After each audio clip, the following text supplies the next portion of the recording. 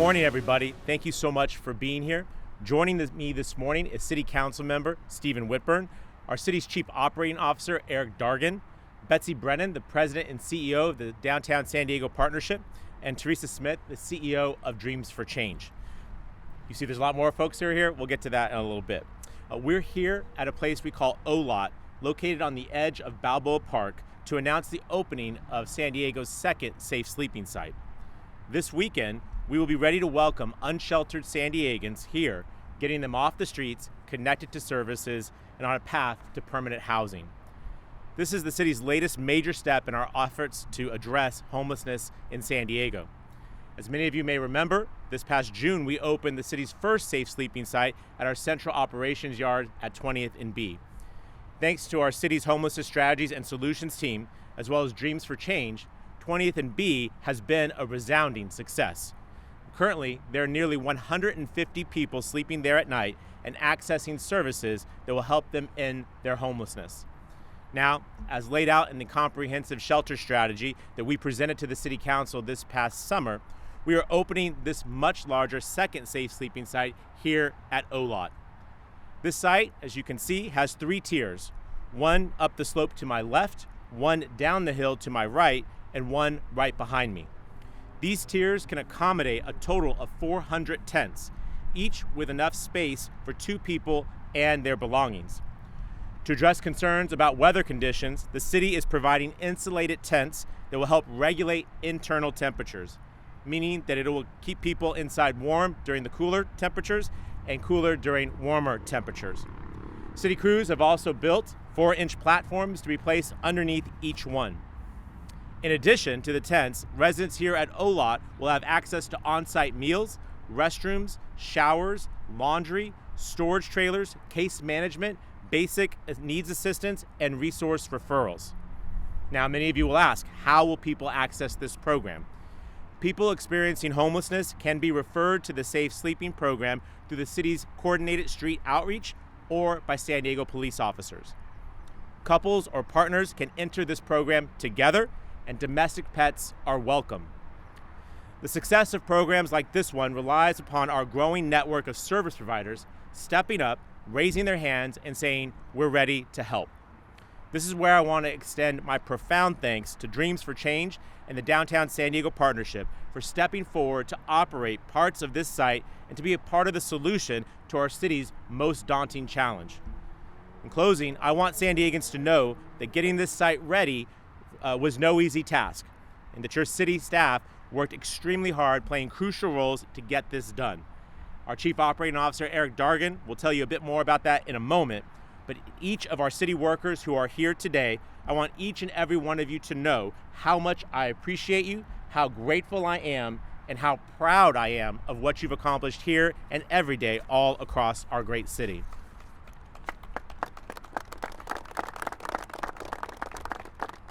I also want to thank our partners here in Balboa Park for their support of this program.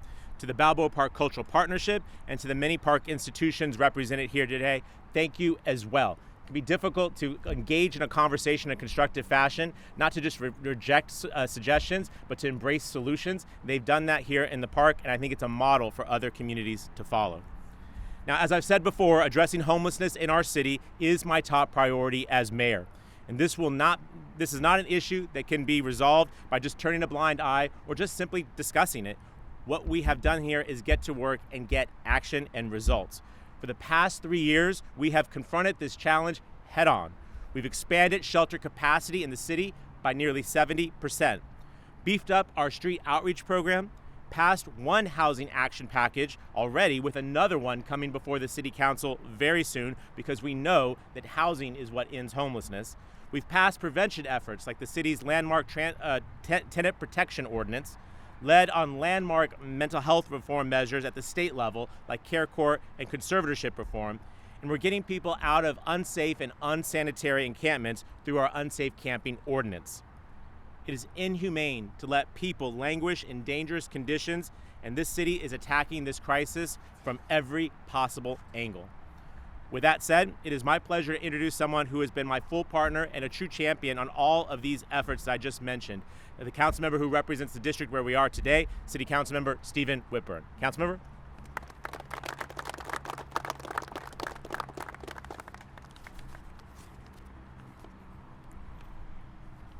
Well, thank you very much, Mayor. And I want to thank Mayor Gloria and COO Dargan and Director Jarman and the entire team for all that you have done to open this second safe sleeping site to add to our growing number of shelter and services programs.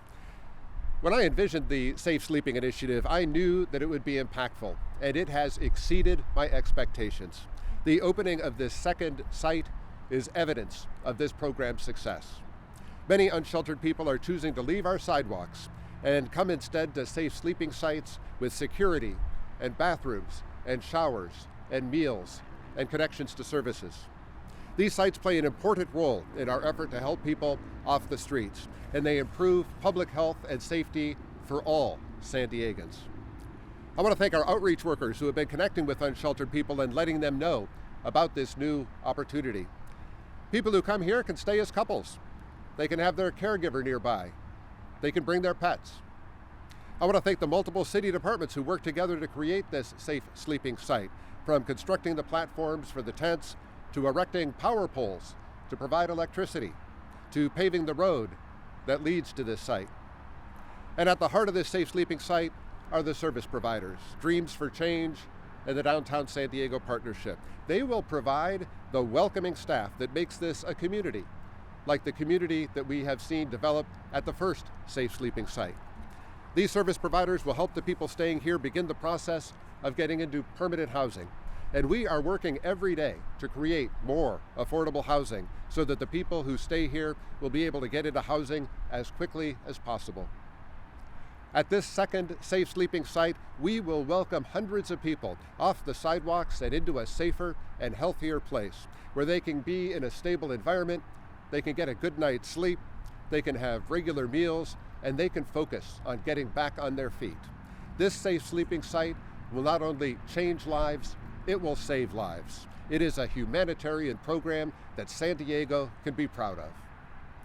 Thank you, and it is now my pleasure to introduce a man who was instrumental in making this happen. City of San Diego Chief Operating Officer, Eric Dargan.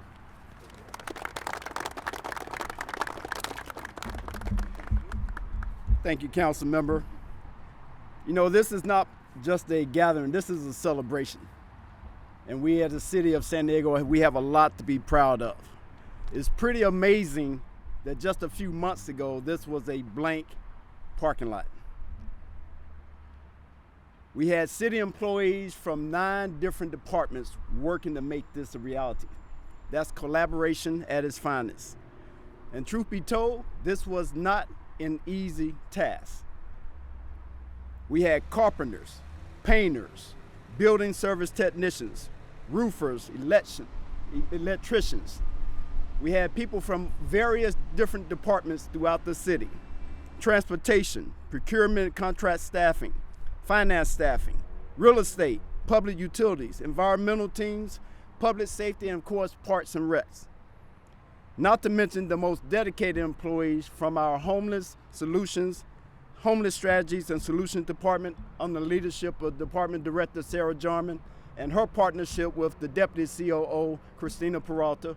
I am very, very proud of this team as we brought people together to accomplish this task.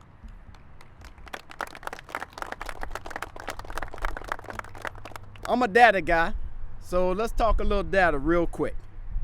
We got about 400 tents that we got set up, 350 platforms, engineered to meet the standards of the California Building Code, verified by our fire marshal. We have more than 32,000 feet of lumber, 800 sheets of plywood, coordinated the installation. When you see the wires of over 2,000 linear feet of electrical wire and 50 power poles. We had teams that installed 8 sewer receptacles, 6 potable water connections, and they built a new access road. For those that drove down our freshly new paved street that transportation laid out, as an infrastructure guy, you can't be more proud.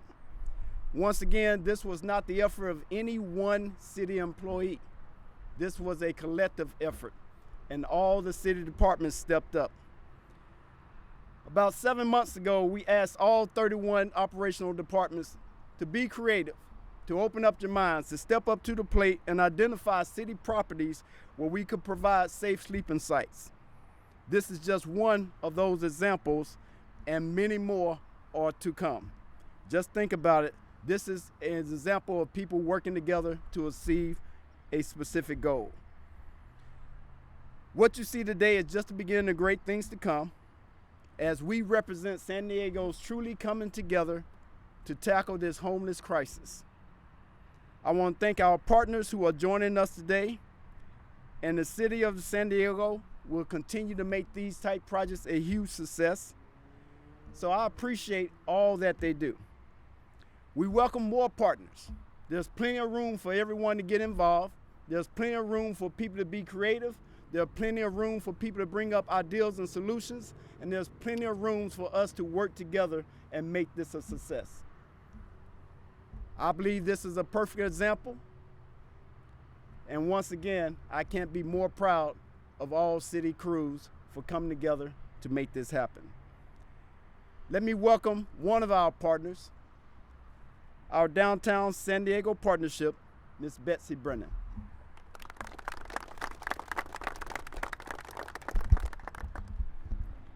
Thank you. Thank you very much. So I'm Betsy Brennan, President and CEO of the Downtown San Diego Partnership. One of the things we have been talking about with our staff and stakeholders as we considered this opportunity is why this is a mission aligned for the San Diego Downtown Partnership. In 2022, we asked the city to pursue this kind of resource for our unhoused residents, and the city listened. As shown here today, the city has been responsive in creating this campus-based model. Not only does it incorporate the best practices of similar models that we have seen work for other downtowns across the country, it also aligns with our solutions-oriented and human-centered approach to addressing homelessness in our city, the city of San Diego. This opportunity also presents another way for our organization to double down on our unhoused care team's success with family reunification and housing placement. By having staff on site, this is another way we can build what we know is the driving factor for success working with our clients, a strong relationship of trust. With this site, we will be able to work with clients while they are in place of security and safety. Security and safety is of the utmost importance. An environment much more conducive to talking about the next steps for how we can support them on their journey. And most importantly, we know this opportunity is mission aligned for the Downtown San Diego Partnership because at the end of the day, we're ready to get folks off of the street and into housing. In survey work conducted in downtown, the struggle of homelessness is what we hear about above and beyond any other issue. Our businesses, residents, schools, and our clients need this. They need this resource. We are confident that this new chapter of our impact as an organization aligns with the expertise of our team and the mission and vision that we've had at the Downtown San Diego Partnership for more than 30 years. Thanks to the commitments made by the City of San Diego, our city, Mayor Todd Gloria, and the Department of Homelessness Solutions led by Sarah Jarman and many, many more people at the City of San Diego. As leaders of this effort, we are ready to double down on the solutions-oriented and successful work of our unhoused care team to get people off of the streets and into stability and into safety. And with that, I'm going to welcome the other partner and operator here at the site, Teresa Smith with Dreams for Change.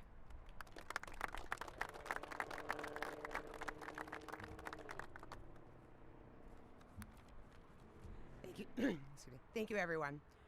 We are excited to be here, standing here today at this new site with Mayor Gloria and all the city staff and the Department of Homeless Strategies and Solutions. With the startup of 20th and B, we know the challenges that it takes to bring such a program as safe sleeping and the importance to adding this to the overall homeless response and service systems. We understand that congregate shelters do not work for everyone. Sites like here where providers can offer an alternative to individuals and can stay within their own space, provide that sense of dignity, where they can also bring in their pets, family, and friends. And we know that community is essential to their well-being and helping them progress forward towards those permanent housing solutions. This space will provide a place for multiple service providers where we can come together and work towards that permanent housing solution. This is a collaborative effort, though, between the city, the community outreach teams, the San Diego homeless outreach teams, the city's homeless strategies and service departments, and other providers such as Healthcare in Actions, the Downtown Partnership as a direct provider, other providers such as Harm Reduction Coalition, and many more that will be coming to the campuses to offer services to those who are residing here. We understand that these access to the resources are a key element to receiving and accessing that permanent housing solutions. And by bringing them together in one location, we're able to layer those services and really make that effective change in their individual lives. So for this, I'd like to thank Mayor Gloria for taking the bold steps to really reduce homelessness on our streets and bring in compassionate services to our communities that we really need, not only for those who are experiencing homelessness on the streets, but those communities who are being impacted by those individuals on the streets. And I get the honor to bring Mayor Gloria back to the table.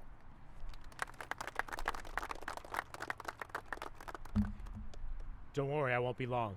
They've done a lot of hard work, and they've been staring in the sun for about 10, 15 minutes. So I just want to wrap up. Teresa, thank you. Betsy, thank you. Eric, thank you. And of course, to the council member, I was kidding him a moment ago. We're here because of him. Councilmember Whitburn saw a safe sleeping site in another city and said, I want this in our city. You know, unlike other folks, he's willing to accept it in his district. And we are here today, and we're going to get a lot of people off the streets in the coming days. First residents will join us starting tomorrow on the site. We will scale up very similar to what we did at 20th and B across the way. We will be in a learning process. So, you know, we've learned from 20th and B to here some innovations that you see we've taken into account and took action upon. And ultimately, the end result will be a lot more folks off of our streets, into care, and on their way to a permanent housing solution, which, by the way, I see some of you in a moment at the next event that I'll be at, which is the groundbreaking for 800 new affordable homes right across the freeway here. So you see outreach workers who are here, shelter response, affordable housing. What you see is a whole of government approach saying that we will tackle this issue aggressively. And while I'm certainly not happy where things are at right now, what I know for sure is that because of today's actions, we will get a step closer to where San Diegans want us to be, which is to have a community that does not have thousands of people living outdoors, that do not have public rights of way blocked by folks in tents, that people can live with dignity, and that they can have the access to the services that address the underlying causes of their homelessness and get off the streets for good. Again, my deep appreciation to Dreams for Change and Downtown San Diego Partnership for stepping up, our Balboa Park institutions for being a part of the solution, and most importantly, to my incredible city employees. What you heard from Mr. Dargan before needs to be repeated. A whole of government response. These folks pave streets normally they're fixing street lights, they're assisting residents at parks and other places, but they've focused and made time to prioritize this intervention, and the end result will be a lot less people on our streets, a lot of folks' lives saved. Thank you all again for being here, and happy to try and take questions here, or happy to do them one-on-one. Yeah.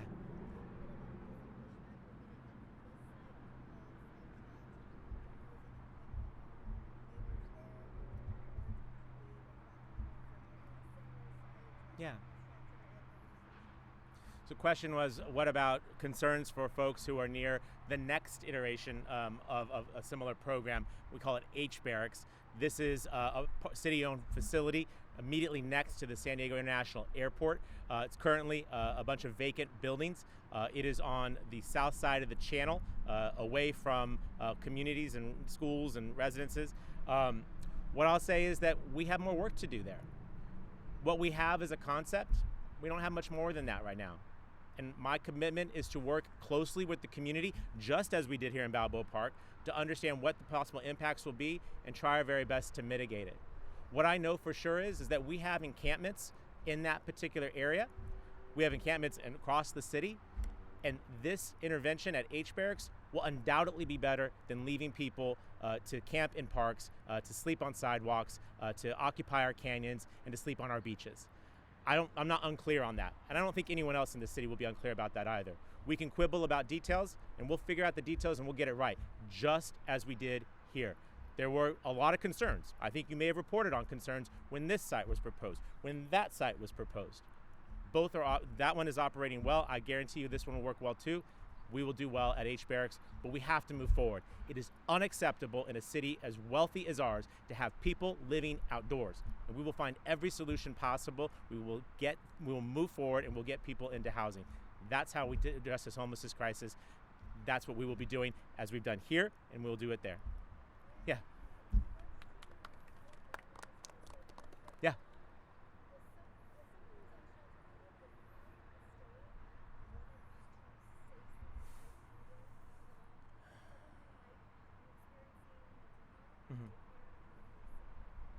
Well, so the question is, could folks who might access the recent conservatorship reform law come here, access these services? I might ask Dreams for Change or the partnership to talk about how they work with individuals experiencing mental illness. Surely those folks will access this site. But with regard to conservatorship reform, that legislation does not take effect until January.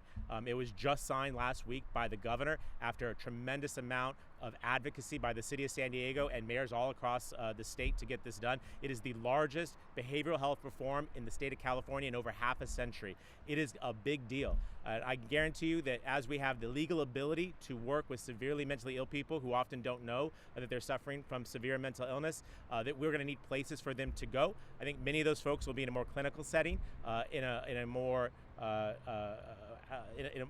conventional setting. But listen, it is far better to have someone who's experiencing substance use disorder or mental health issues in services like this one or others that the city offers. But I'd love to ask maybe Teresa if you want to comment on the services your staff provides to address people who are suffering from mental illness.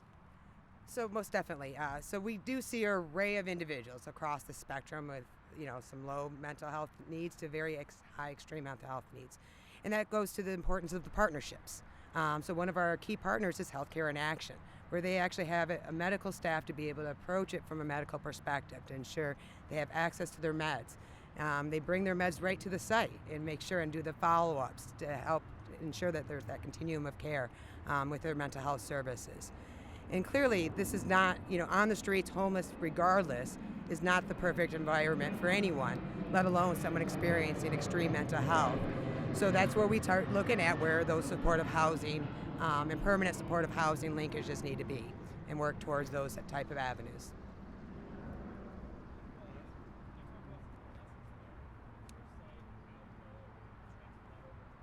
Sure. So, Sarah, you want to talk to that? Question was, what are the lessons learned from 20th and B and how are those perhaps different here on this site? I'd like to ask our Director of Homelessness Strategies and Solutions, Sarah Jarman, to answer that. Thank you so much, Mayor. We absolutely had quite a few lessons learned from our first site at 20th and B. A couple of those in particular. One are the tents you see behind us now and the platforms that you see. For those of you that visited 20th and B, the site does look a little bit differently. These tents are far sturdier. I hope that you go inside and enjoy them. They're also 6 feet tall. It allows an opportunity for individuals to stand up, change, have a little bit more room, a little bit more comfort. In addition to that, a large piece that we learned from our clients at 20th and B was transportation. Transportation to be able to access services that they're used to be able to go get mail that maybe they haven't transferred over yet, to be able to access services downtown that they're comfortable with. So those are some lessons learned that we had at 20th and B from the start of there that we are implementing on this site.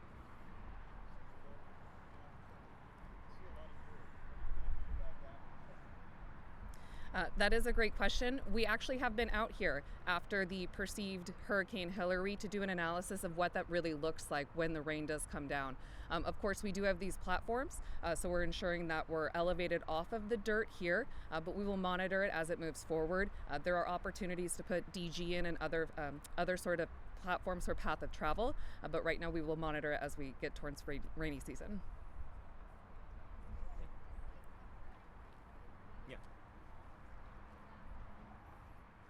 question was, is this site temporary? It is, from the standpoint of this is city parkland. Our city charter prescribes that this kind of land must be used for recreational purposes with some limited exceptions in emergency circumstances. Our homelessness crisis is an emergency. Our declaration allows us to be here on a temporary basis. I would say that we would expect to be here for 18 to 24 months, something along those lines. We, of course, as we do with some of our other shelters that are often in imperfect situations, I think about Golden Hall, where that is also a time-limited opportunity. When we envision having to shift or move resources around, some of that will be dictated by whether or not those other resources become available. If we can have H Barracks come online, if the old Central Library, the old Navigation Center, Civic Center, some of these opportunities that we see as more long-term solutions that are more suitable, but we're not waiting for the long-term solution. We're taking action today, which is why we're opening this now, understanding that we'll be here on it for a time-limited manner. Same time frame. Yeah, I mean, roughly speaking, we can't be here indefinitely out of respect to the charter. We don't intend to be here indefinitely. That's a part of why we're doing work with H Barracks, with the RFP, the action you saw the City Council entertain yesterday with regard to the Navigation Center, the former bankrupted indoor skydiving facility that my predecessor bought, that we're going to turn into housing. You see hopefully a strategy, and again, I would refer everyone back to the comprehensive shelter strategy that Ms. Jarman and her team introduced and vetted publicly this past summer, that shows a lot of solutions, short-term, medium-term, long-term. I would classify this in 20th and B as some of our short-term solutions. H Barracks is potentially a more mid-term solution, and our Civic Center revitalization, Old Central Library, and the Navigation Center as our more long-term solutions. No. Absolutely not, and I appreciate you making that clear in your reporting tonight. This is for our community's unsheltered population. This is for our homeless population. The pathways to get into this facility is through our coordinated street outreach team, the 50 some odd people who work every single day contacting homeless individuals across the city to encourage them to accept services. Those are the primary folks. San Diego Police Department is also a way that folks can access this site, but you can't just show up here. You can't just travel here and expect to have a tent here. That's not happening. I would ask James, question was how many people might show up here or be admitted tomorrow? Teresa, how do you do that?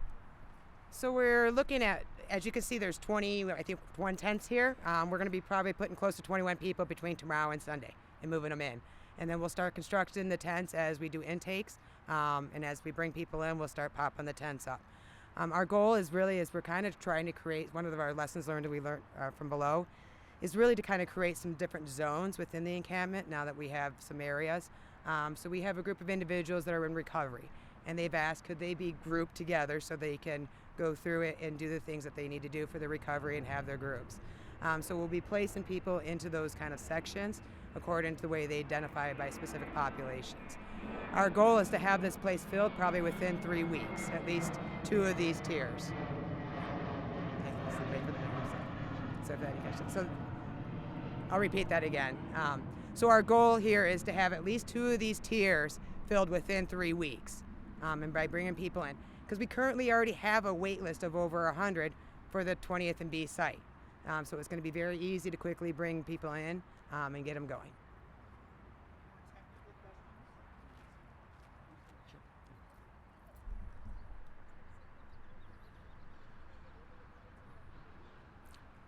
Question was, what are the sort of housing outcomes we've seen at 20th and B? I would ask Ms. Jarman and Teresa maybe to try and field that question. Thank you so much for the question. I don't have those numbers off the top of my head, but if you give me a little time after, I'd be happy to provide them to you. Thank you.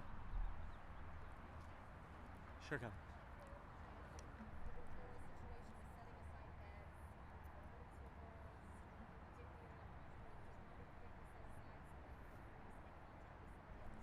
Yeah.